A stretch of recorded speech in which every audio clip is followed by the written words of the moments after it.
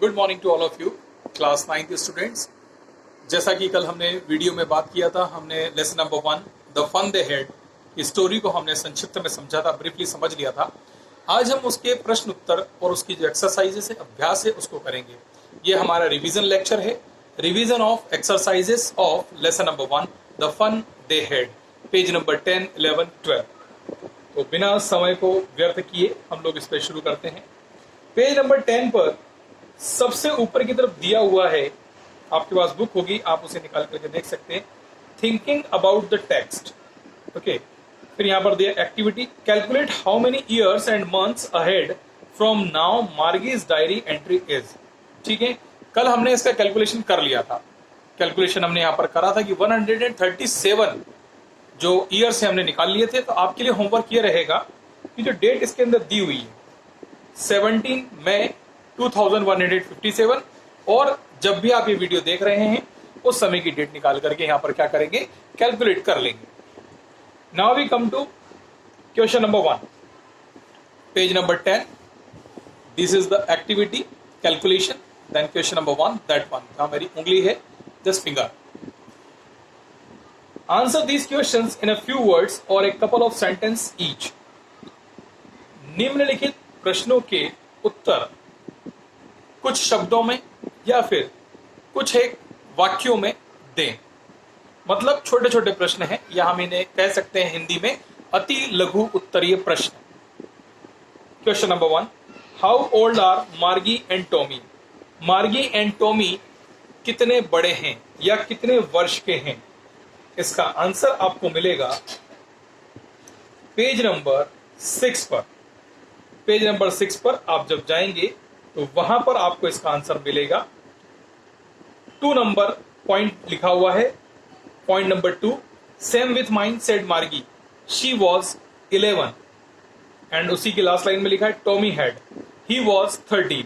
मतलब मार्गी 11 वर्ष की है और टॉमी 13 वर्ष का है, 11 एंड 13। प्रश्न क्रमांक 2, क्वेश्चन नंबर 2, व्हाट डिड मार्गी राइट इन हर डायरी। मार्गी अपनी डायरी में क्या लिखती है। जहां शुरुआत हुई है लेसन की, वहां पर हम चलेंगे और वहां पर जाने के बाद हम देखेंगे कि पेज नंबर 5 पर जहां पर लेसन शुरू हुआ है, वहां पर देखेंगे आप, जहां से लेसन शुरू हुआ है नीचे की तरफ, यहां पर देखिए, today Tommy found a real book.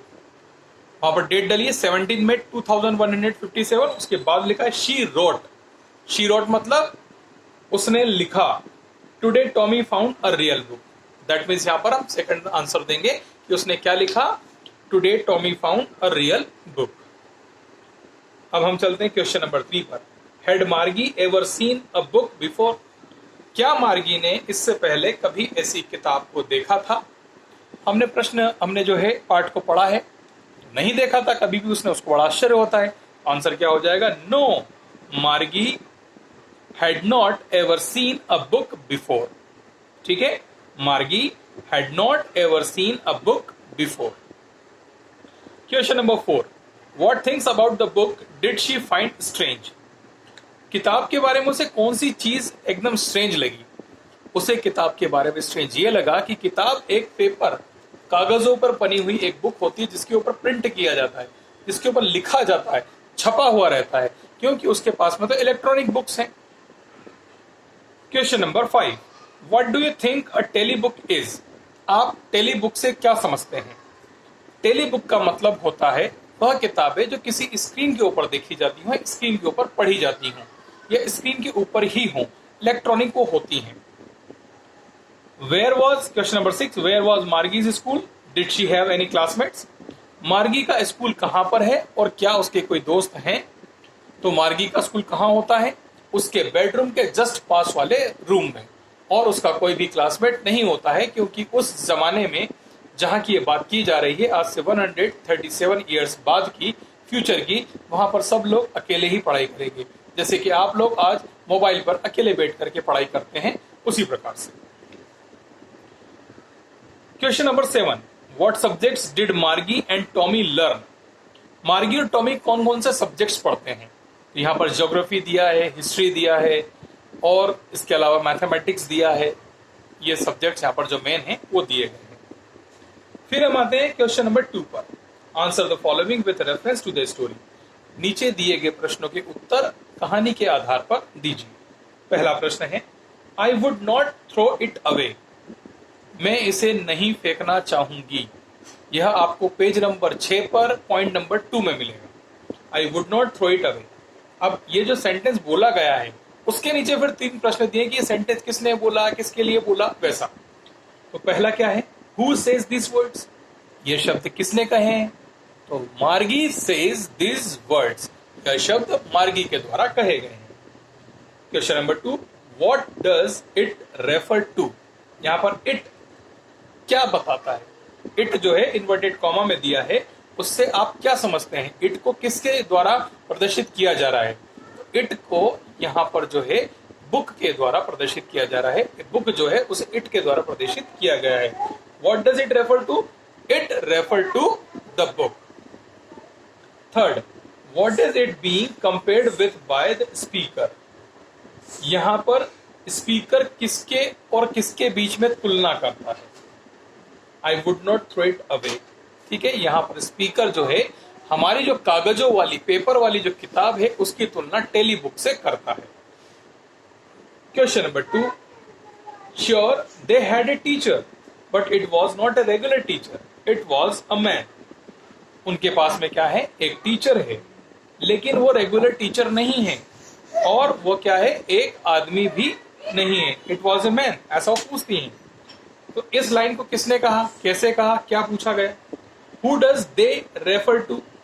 यहां पर दे से मतलब क्या है? मतलब जो पहली लाइन में लिखा है sure they had a teacher, they से मतलब है मार्गी एंड टॉमी। ऐसा है क्या? नहीं, बिल्कुल भी ऐसा अर्थ नहीं है। मार्गी और टॉमी से अर्थ नहीं है। यहां पर दे से मतलब है हम लोग जो इस जमाने में हैं, हम दे हैं, उससे मतलब है। What does regular mean here.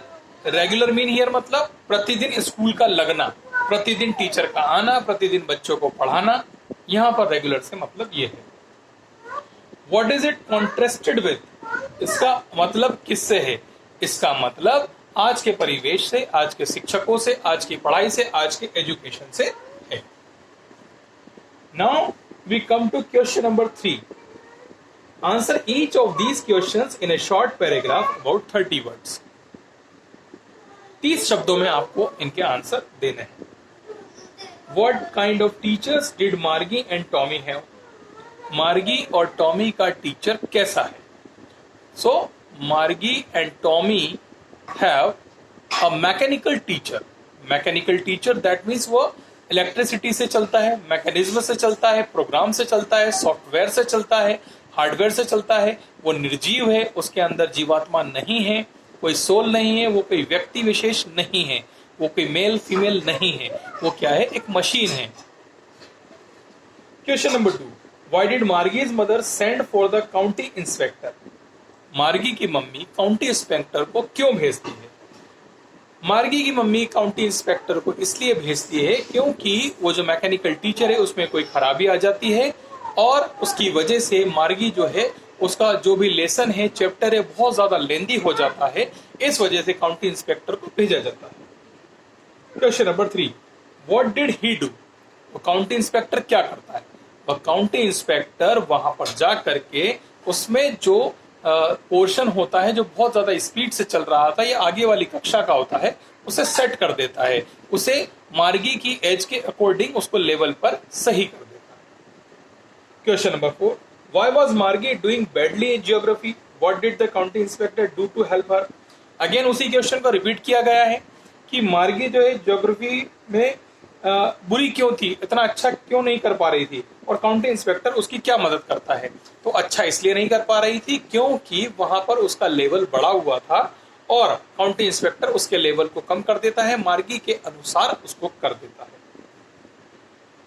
Did Margie have, sorry, question number 5, what had once happened to Tommy's teacher.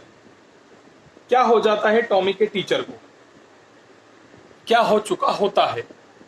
फिर से वही बात आ गई, मार्गी के टीचर को कुछ भी नहीं हुआ होता है। मार्गी का जो टीचर होता है वो मैकेनिकल टीचर है, उसके अंदर कोई खराबी आ जाती है और उसके अंदर ज्योग्राफी का पोर्शन एक लेवल आगे बढ़ जाता है, जिस वजह से मार्गी को उसे समझने में दिक्कत आती है। Question number 6. Did Margi have regular days and hours for school? If so, why? क्या मार्गी के रेगुलर टीचर्स हैं, रेगुलर डेज उसकी क्लासेस लगती हैं और उसके जो आवर्स हैं स्कूल जाने के वो भी फिक्स हैं? If so then why?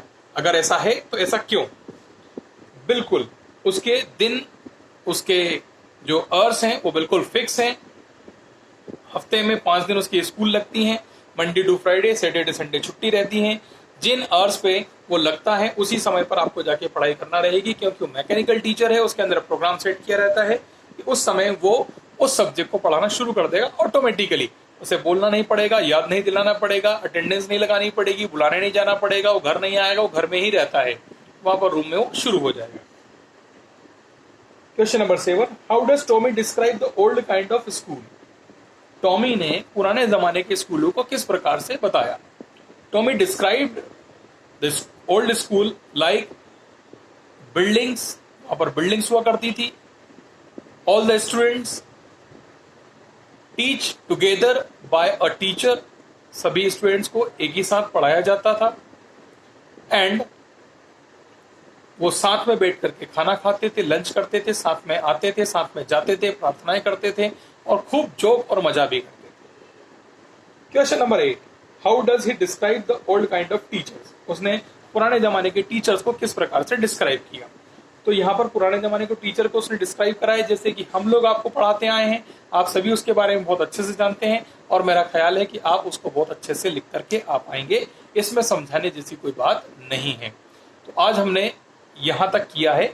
इसके नेक्स्ट वीडियो में हम आगे का रिवीजन, आगे की एक्सरसाइजेस करेंगे। तब तक आप इसे रिवाइज करें। इस रिवीजन वीडियो को 1 से 2 बार या 3 बार भी देखें, ताकि आपको जो प्रश्न दिए गए हैं उनको आप समझ पाएं और कहीं चाहते हैं तो आप उसे रफ कॉपी में भी लिख सकते हैं। Thank you so much. एक बात और मैं कहना चाहूंगा, आपको जहां तक सिलेबस करवा दिया गया है वहां तक की आपकी कॉपी कंप्लीट करके सैटरडे को 17 अक्टूबर 2020 दोपहर 3 बजे तक आपको विद्यालय में से सबमिट करना है। अगर आप ऐसा नहीं करते हैं तो आपको ग्रुप से बाहर किया जा सकता है। Thank you so much.